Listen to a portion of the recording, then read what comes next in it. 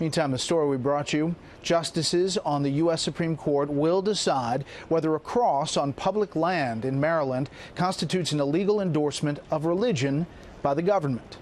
Fox News chief legal correspondent and anchor of Fox News at Night, Shannon Bream, tells us about today's arguments.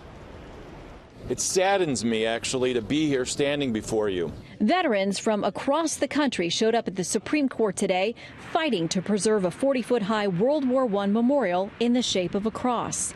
It was built with private funds in an effort headed by the American Legion a century ago. An atheist group has spent years fighting to get rid of the cross in Maryland, which originally sat on a plot of private land that has since been transferred to government ownership. Critics say that entanglement of government and religion is unconstitutional, while advocates for the so-called Peace Cross say it's a secular war memorial. Today, Justice Kagan said many see it as much more. Quote, "It is the foremost symbol of Christianity, isn't it?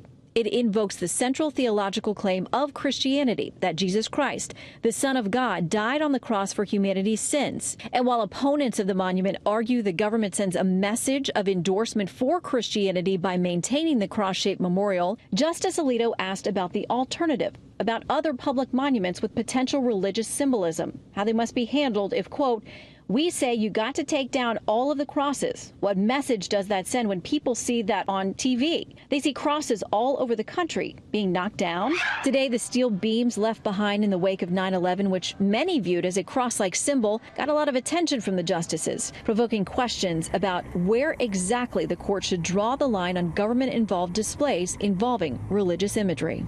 Justice Gorsuch said today this is one of the only situations in which people are allowed to sue over something like this because it offends them, adding, "We have to find a way to tolerate each other." A decision is due by late June. Brett? Shannon, thank you. See you tonight at 11.